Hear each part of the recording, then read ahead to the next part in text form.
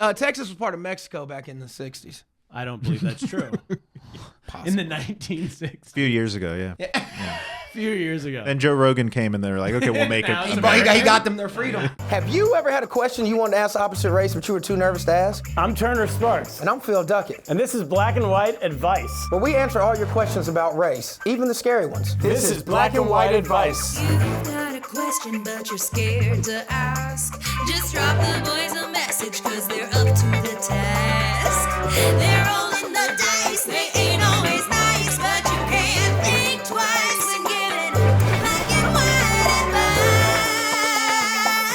advice. Black and white advice. All right, everybody, welcome to the show. I'm Turner Sparks. The real deal, Phil the thrill. What's up? Episode 14. We got a great show today. We got Martin Urbano coming up in just a minute. We got Joe, the Muscle Russell, on the ones and twos. What's up? We got a real microphone this time. Yeah. And we got a new setup in the studio. So hopefully, it's cramped in here. It's still better than our knees touching the whole fucking 45 minutes. I prefer You mean this. the last two episodes we recorded? When Every episode, our knees rub. It's very, Yeah, very, we doubled. It's the same size room, but we doubled the size of the table. I think it was smart doing the separate table. Here's the lesson. We got to get out of here. We need to get to a real podcast studio, and there's only one way to do Rome wasn't built in a day. We're already fucking growing to Patreon. We're so close to hitting our first goal, which terrifies the fuck out of me because... If you don't know, here's the goal. When we get to $250 in Patreon subscriptions, I'm taking Phil to his first punk rock concert. We're putting him in the mosh pit. We're going to dress him up punk. Whatever that means these days. When I was a young boy, not emo. my Your father- reference is always emo. We're going hardcore. That's all I keep thinking of. We're going NYC hardcore, the straight edged D-bags. That's how I know I don't know the difference between emo and punk. Like, it's all just thoroughly white to me. You're so about I'm to like, know. oh. We're now at $56 in pledges. We started this a week ago or 2 weeks ago or something. We have 4 subscribers. 4 people, $56. It's pretty good. I want to shout them out. So we got, first of all, who do we have? Tug, the original OG. the original, the Tugboats. The first one. Is the name of the community right now. If you put in $20, you get to name the group. They're the Tugboats. We have my dad, Gary Sparks. What up, Big G? G Unit. We got Fun Kilo just joined this week. Fun Kilo? Yeah, he's pretty good. He's subscribed. Oh. I don't know what you're into. Now we're talking Phil's But I'm not mad language. At you, you know? And a new $20 a month there. We got Will Prechuck, and he says he's ready to rename the name of the group. Let's rewind that. I don't know what that means. We're talking Phil's language, all right? I've smelled Coke like 4 times. Oh, yeah, I'm sorry. So let's not just put it out there like I'm Pablo. But, yeah, I do. I respect the craft, you know. Respect the drug snorting crap. I respect the craft, you know. Anyway, point is, Will Prechuck's in for 20. All right. And he said he's ready to rename the group. So he had three suggestions on the name of our fan group, and then fan club. We can call them whatever we want, but these are our top 3. Ready? He said one option. So they're no longer called the Tugboats. Okay. They can either be Speed Racers, they can be Rat Beef Rubberneckers, or Gentry Fires. You know which one I'm going for. Because I'm going to be honest, the second one sounded like you was getting real close to saying so I didn't really know the roughneck rubbleneckers. I was like, okay. I think we're going Gentry Fires. The Gentry Fires is hard. What's up, boy? Fire as in F-I-R-E-S? Yeah. Named after your special? Gentry Fires. That's wordplay right Should there. that stay What was his forever? name again? Will Prechuck. Will Prechuck, my boy. What up, Nick? Give it to him. Why not? I told him if you pay $20, I'm gonna call you my. And that's just how that goes. Will Prechuck. All right, so we got the Gentry Fires. We're at the $56 a month, which means we're $194 away from Phil getting in a mosh pit. You gonna get out of a chair? It's Metal gonna be chair? a steel cage match. I'm going WWE. I'm gonna break somebody's face. What are you talking about? First mosh pit? I'm gonna try to punch somebody right in their shit. All right, now let's get to the show. Oh wait, and then I'm gonna be on the road, Provo, Utah, February 1st, and we're in Newport Richey, Florida, February 8th. Stay away from that. Because a lot got edited out of that last one. No. We'll do it on the we'll do it on the Patreon bonus content. So I'm going to Provo to shoot a dry bar comedy special. We talked about that last episode. Phil immediately started talking about Mormons. We had to cut it all out of the episode. But we'll talk about it on the Patreon. So for all of our Patreon subscribers, if you join now at the end of this episode, stick around. All right. We have a great guest today, everybody. This guy, he's absolutely hilarious, performs all over the place. He has a new comedy special out, available right now on YouTube. It's called The Apology Comeback Tour. Martin Urbano, welcome to the show. Hey, thanks for having me. What's going on, Vato? How you Not too doing, much. man? Chilling. Yourself? Yeah, all right. I mean, listen, I'm going to Provo, Utah, so life's good. That's exciting. Congrats. Have you yeah. been?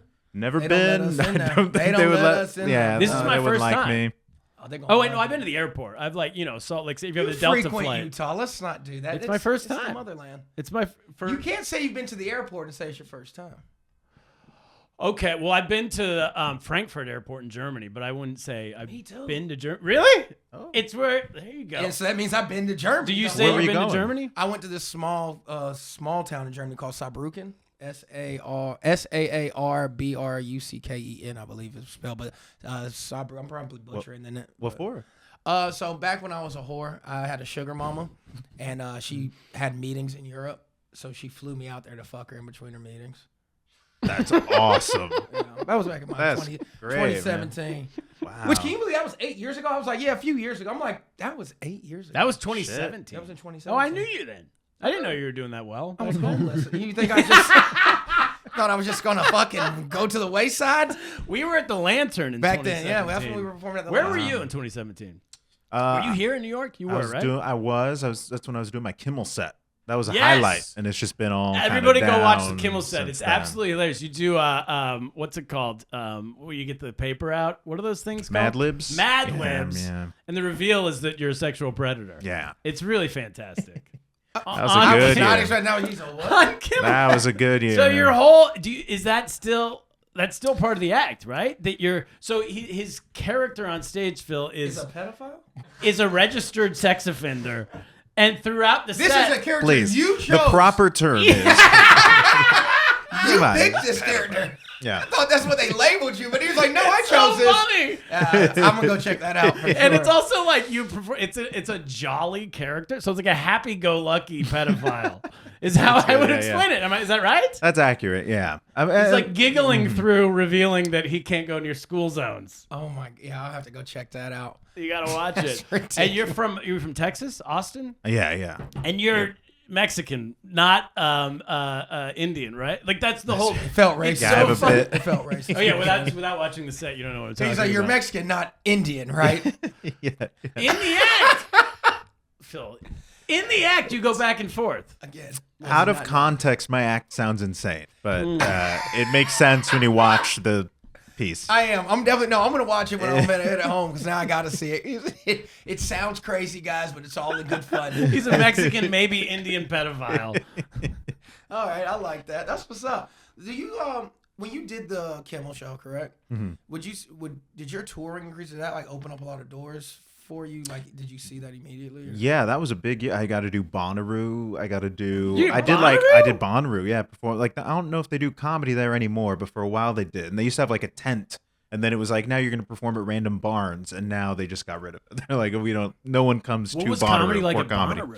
It was fine, but people were just like hanging out there at like 2 p.m. Be like, okay, I kind of want to go party now. Right. But it was so fun because we got to be treated like rock stars. Right. Like they like drove us around. We got to go to the VIP, hang out like backstage, like Who else at is the there, like, Killers Green and Day and stuff? the Killers, Eminem, Sheryl Crow. I mean, yeah, Kicked it with Slim Shady. Yeah, no, not I not thought him, and but Slim was like, yeah, No. so we're gonna do a couple oxys. at that was like the closing night, so I was Got you. busy. And you guys are in. Are people seated? Or Yeah, they it was like in a standing? barn. People were sitting on the ground That's for like one of the shows. I was thinking like how they do like there's Yeah. just an open field of standing. I was like, that's gotta Nah. be tough for a comedy, but I think Adam Devine, he opened for a band. I forget which band, but he was just kind of like shouting and the audience would cheer. Yeah, It's like not he's really just, stand up at that point. gotcha. Okay. Yeah. When I moved here, I remember everyone's credit was Adam Devine's house party. Yeah. And me and Joe Schaefer had just moved here, and we've been living out of the country for 12 years. We didn't know who Adam Devine was or what his house party was, but we were hosting all over town, and everyone told us they wanted, like, how do you want to be brought up? You always ask. And they go, oh, just Adam Devine's house party. And after like a month, Schaefer goes, dude, who the fuck is this guy with the house party? Wait, clarity. He's like, how famous is this person that their house party is a credit? And then we found out it was a TV show. That would probably throw me off. I wasn't in country. But did you say Adam Levine or Adam Devine? Is it The one Devine? from The Workaholics guy. Workaholics. Okay, Yeah. for a minute I'm like, he opened for somebody from Maroon 5. I was like, wow, Bonnaroo must have been killing that year. Okay, he was the funny guy from Workaholics. Okay, I mean, yeah, everybody was in on that, but I don't remember being that many comics on that. Yeah, they might have been. They were all I was like, that's how everyone it was wanted a to be. decent amount, but it wasn't that many. It was the clubs At the and Lantern? colleges. It was the clubs and colleges of that time. You've seen him at clubs and colleges around town. You've seen him on Adam Devine's house. Like, nobody's gonna check. Devine or whatever. What was so you started in Austin, right? I started in no? Texas, but a lot of formative years in Austin. This was 2013 to Prior to Joe 2016, Rogan even sleeping. way before any of So it. how many Yeah, clubs were there at that time? One? there was 2. It was Cap City and Velveeta Room, which is Velveeta Room's smaller one on like 6th Street, which is a big party street. Yeah. Have you been to Austin? Yeah, I've been to Austin. I never performed there, but it is a fun turn-up town. But It's a good time. Yeah, you go to 6th Street. Oh yeah, Yeah. Oh, those cowboy boots on them women. Yeah. You got me a spot at Cap City. Oh, nice. Yeah, you got me like a Who's show? Wednesday. He has no idea. You got me. Really sweet of me. Who It was like it? a Who was Wednesday it? night show, and the host is a radio DJ in town or something. So it was Punch. Might have been Tuesday's show. Maybe right? it was Tuesday. Yeah. It was packed. Yeah. It was a blast. Punch. Yeah. Yeah, nice. It was one of those times you show up in a town, you Good do for me. 7 minutes, and you're like, I think I'm okay. Yeah, That was a good show. And then you come back to New York and bomb at the Lantern. Right. yeah. Light Shade 3.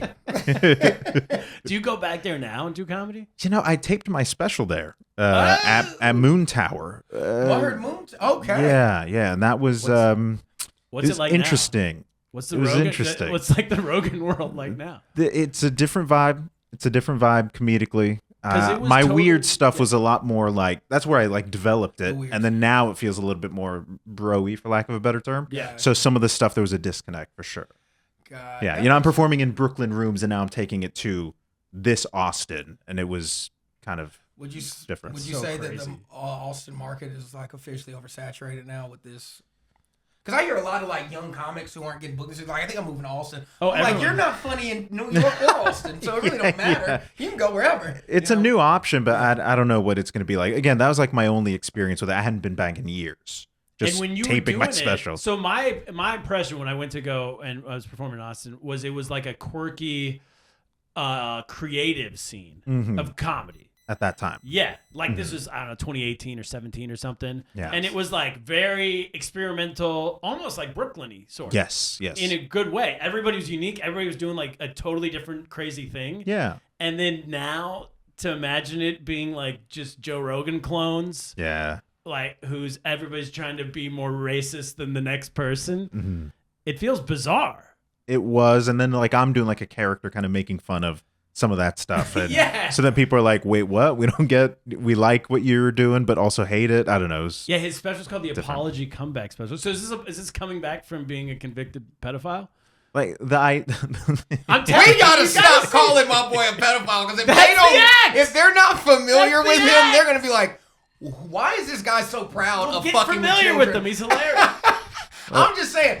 I'm speaking for the guests who have not seen it. So when you hear this, there's a lot of like, oh.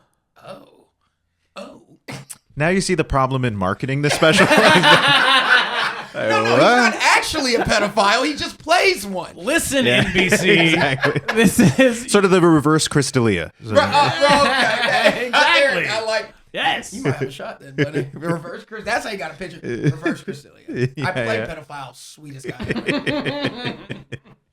That's what's up. Okay. Damn. Yeah. So, all right. So this is what I want to know. Now, because I've talked to a couple people who've done the mothership. Mm. If I don't know, but Never they done it. told me the pay at the mothership is $1,500 for 10 minutes. I've heard that That's too. incredible. 10 minutes. Yeah. I would never headline. Just book me for my guest spot opening, and I'm here 3 times a week. That's That's amazing. insane. Wow. They said it actually dropped after COVID. They told Oh, me because I don't sure. know what it is. But at the beginning. That's every club. They don't pay you 15 minutes for 10 minutes or 15. Oh, anywhere else, but at the mothership, yeah. I mean, and then you start doing 30s and stuff. You're talking $4 or $5 grand. Like that's, I've heard that. Yeah, so that's how it was, and so they said they've decreased it a little bit. But even if you decreased it by 20%, boys, what are we talking about? Well, who was I was talking to somebody Yeah, on the that's road. awesome. That's a great life. I should have done my special there. Yeah, I was talking to someone, I forget who. Tom Rhodes, I think, and he was telling me that he's been around since like the 80s, and he was like, yeah, you used to get, like whatever, say 2,500 in the 80s to headline a weekend, and now you get whatever you get, Right. But so I just like looked at, and he's like, that's just like someone who can do the time, but you're not famous, right? But you can go kill for an hour in a room. So then I just put it into inflation. That would be like $7,000 now. In the Wow. 80s. That would be the equivalent. Yeah. What you should be getting now if it stayed just with the price of inflation. That $2,500. Man. Yeah. And so then what Rogan's paying is about right, really. But that ain't for a weekend. That's for one spot. That's for $1,500 for 10 minutes. It's one spot. Yeah. $2,500 for a headlining weekend. Yeah. We're not even playing the same ball game here. Yeah.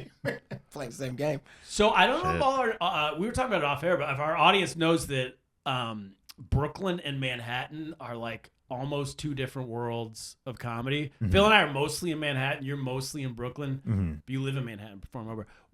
How do you feel like you go back and forth a lot between the scenes, or like what do you even call them? The scenes. I guess scenes, right? Yeah, I like to do both. I just happen to be in Brooklyn a lot more. I just like get booked there because there's a lot more independent shows.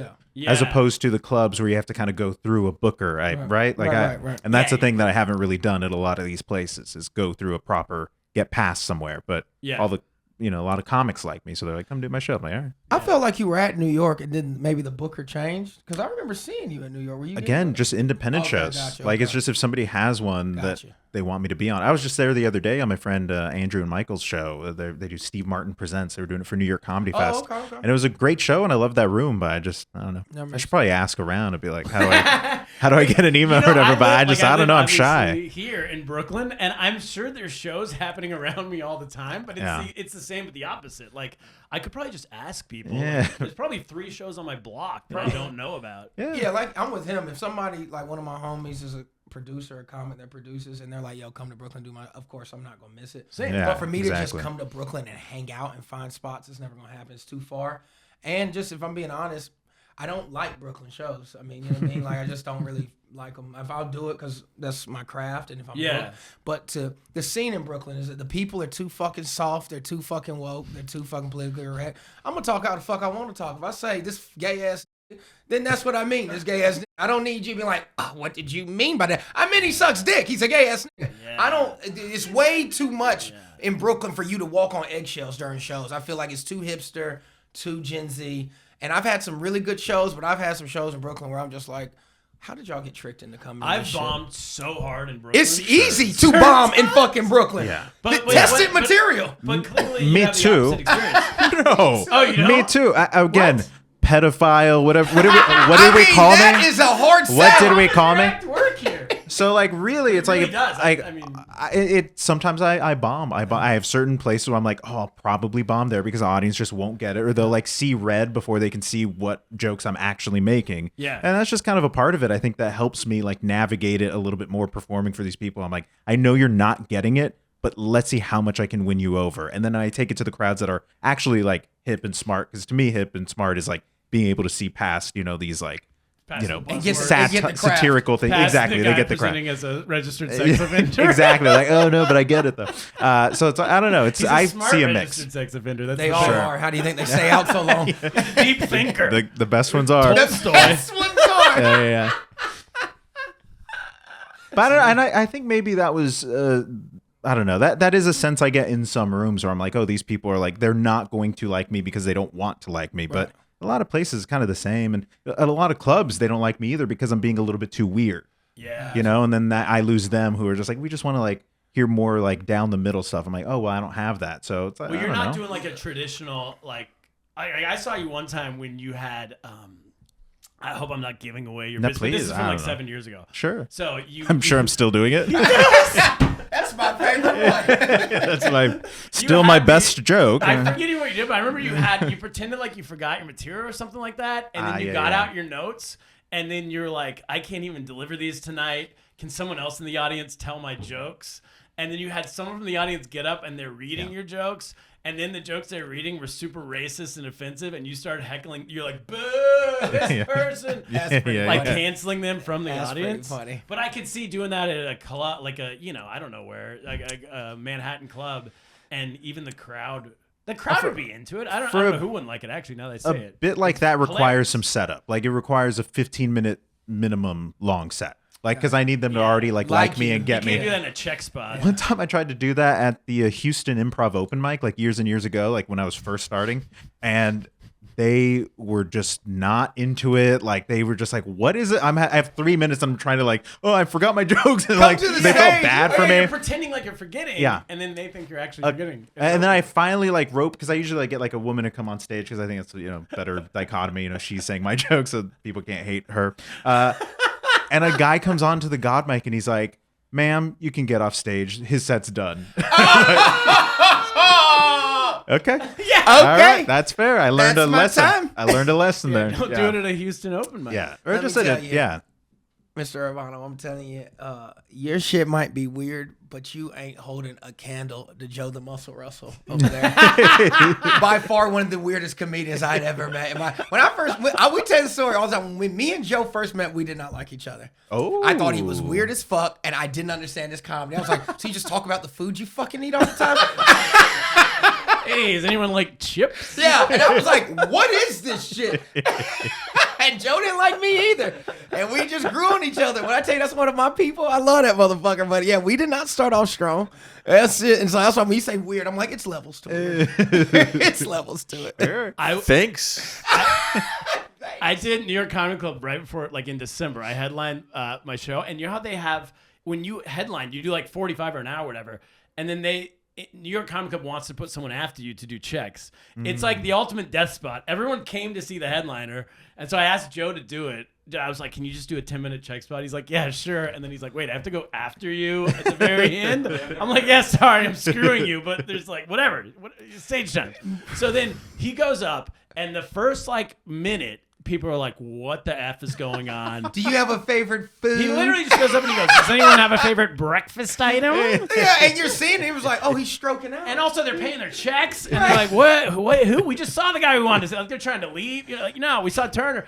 Anyway, within like 90 seconds, they start to catch on, and the last 8 minutes is just him destroying. Once you on board, The and whole once you give crowd. it a shot, but Yeah. you got to go in there with an open mind. Yeah. Because I really don't want to ruin this bit, but I'm telling you, his San Francisco and boy are my arms gay. I walked out the first time. I said, "What in the fuck was?"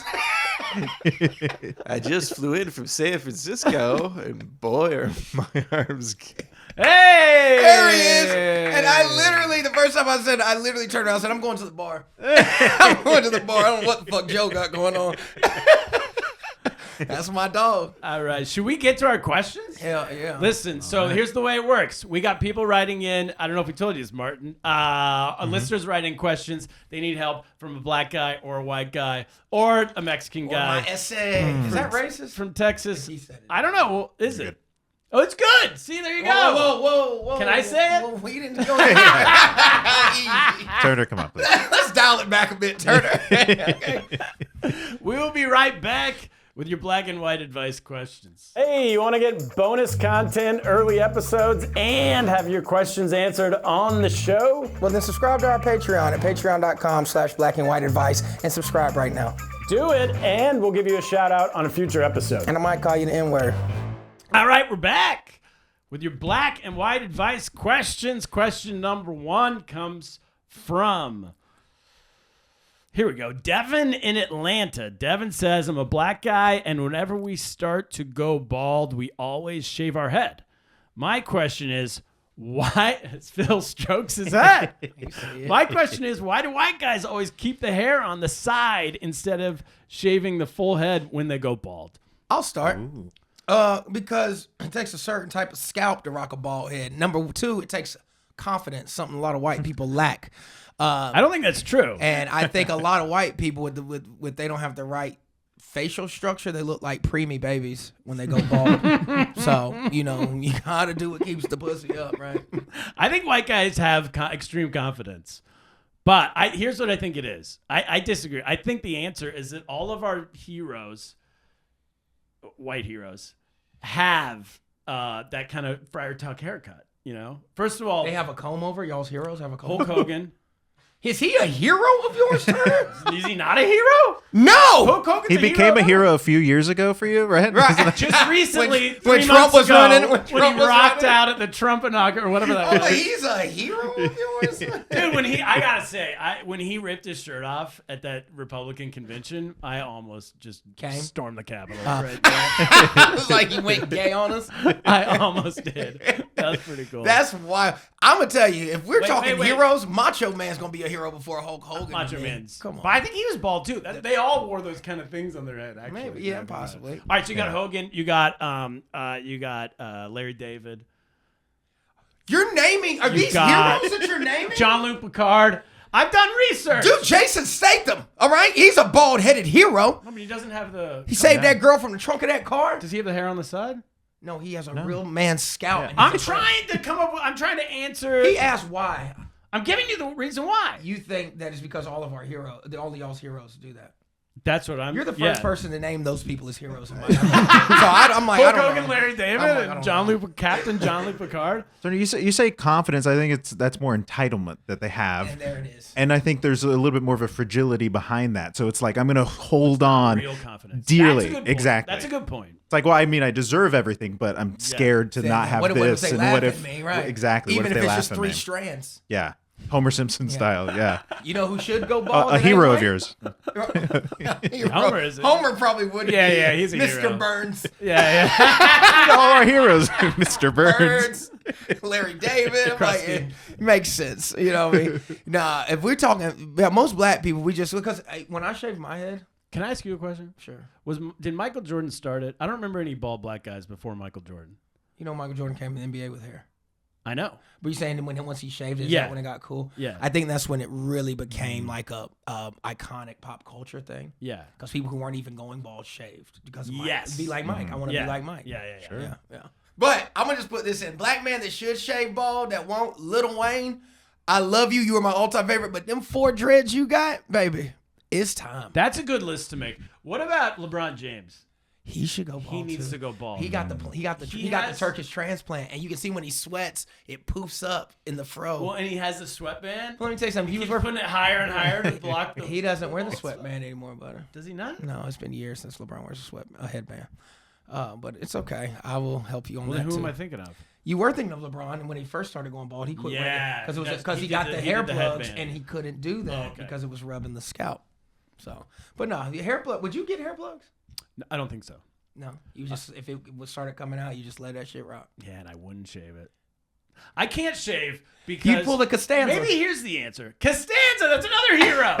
That is the only hero on that list. Costanza. That is literally the only person you named that is even close. So my ears are too big to shave my head. I would look like a just straight up circus elephant. I could actually see that. Now Yeah. that you mention it, So they're elf ears. My dad has my same ears, and he still has like a 1960s Beatles haircut that comes over the ears because he's so And it's bald on self-conscious. No. He has a full head of hair. I was like, shit, G. You got a great head of hair. Yeah, I'm not in fear of this at all. And in my culture, we just put on a sombrero. Hey, there you go. No one's ever gone Next bald. time you go to Austin, you'll see all these guys just walking down the street in sombreros. Cowboy hats. Down Cowboy at, hats. uh, My I grandpa, wanna- my I grandpa wanna- who was balding had a cowboy hat. I And that want a was good my cowboy plan. hat. I've Yeah. always wanted to rock a good cowboy. Like if I moved back down like to that part, Yeah. like Louisiana, I'd probably rock a cowboy hat. It's a cool look. It is such a good look, man. Yeah. Especially, man, like it's just, and women love it. Yeah. They're like, my God, the confidence. Yeah. yeah. Again, confidence. Black guy in a cowboy hat, hamburger is pretty great. What you know about hamburger? Okay. Look at Turner staying up late to watch Comic View. Hamburger, another hero. That's a real hero. That's a real. I hear he still kills. The undisputed Yeah. champ. I was just with him at that game with your boy Paul. That celebrity basketball game. Paul Hamburger played in the game. Hamburger was one of the coaches. So New York Comedy Club during the New York Comedy Comedy Festival had a basketball game. Yeah.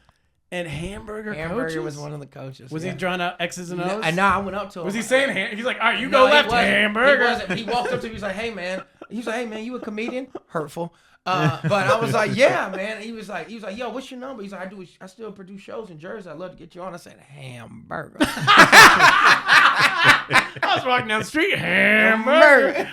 Would you say he was doing a good job, like coaching? No, he had no idea what was going on. So you don't think he was like a hamburger helper? Yeah. Do you? And this is what you get from Joe the Muscle Russell. It's always gonna go back to food. And so you just he wasn't a hamburger highway to helper. get to that joke. Jesus. That was a Well, he had to set me up. Joe, went all the way around the city. And Joe, were you sitting on that, or did you think of it and then say it? I'm so curious. I thought about 30 seconds before I said it. The perfect amount of time. Yeah, it was the perfect amount. He was like, Perfect "How amount. can I incorporate hamburger?" Next question. All right. Jennifer in Dallas. She says, I'm white and my husband is black. When we started She dating. got ass. She in Dallas, Texas with a black husband. That thing is poking. Hey. When we started dating, I was blown away at how much he and all his friends like old kung fu movies. My question is, why do black guys love kung fu movies so It was much? an error. It was an error.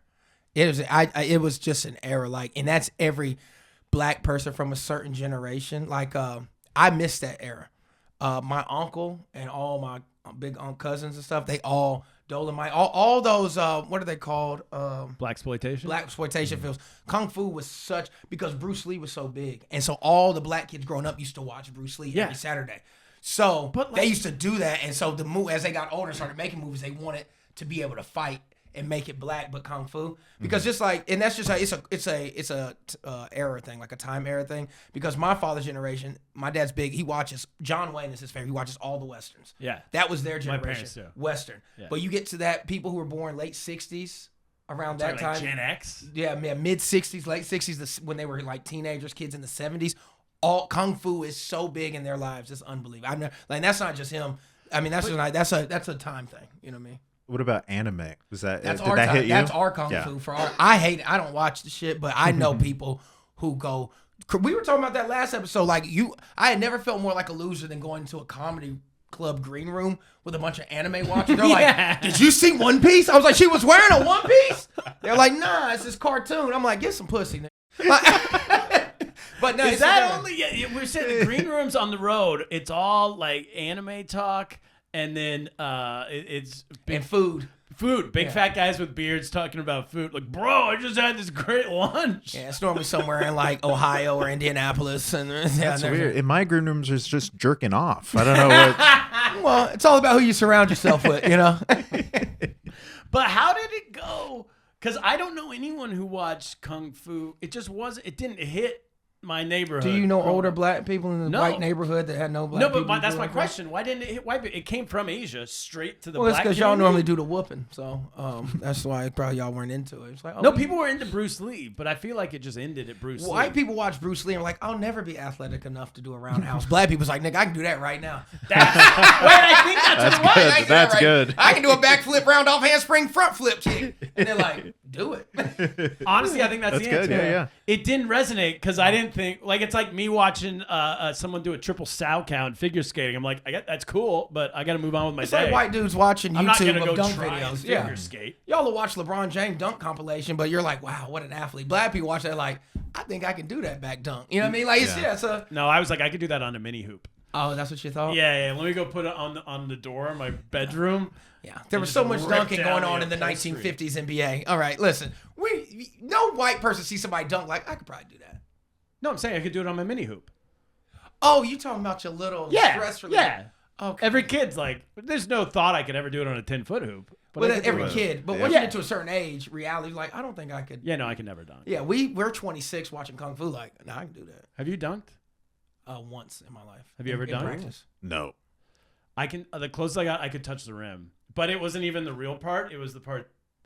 So no, you've never dunked. That's dunking. Yeah. I touched the backboard one time. That's dunking. Yeah. That was probably the best day of my high school life When you touch the net. when I could get to the part that comes down to the rim. Oh, where they put the net in. Yeah. Those little pieces. Like there's the rim, and then there's that little, the rim's orange, and then the part that connects to the backboard. You know what I'm talking about? Oh, you mean the base? The base, or the wire, or whatever. That part. It was a real big Greatest day. day of my high school. Real big I'm day like, at the Sparks household. Babe, we got us an athlete. Was Kung Fu big in the like Mexican culture? No, it was anime at the was in my generation. Yeah, Dragon Ball Z was big. What about I remember reading one time that Morrissey was big in like the Latin American community. Yes. How did that come about? I missed it, but yeah, that was I don't know. Who's Morrissey? Morrissey was the singer for the Smiths, who was like an 80s British band, late 70s, 80s British band. Really good, kind of like original. I don't even know how to call it. There was no genre, but then Morrissey went solo. But he's like a white guy from England who then somehow, like Kung Fu with black people, tapped into like the Latin American community in America. Do you have any idea how? He was backed by the cartel. Could be.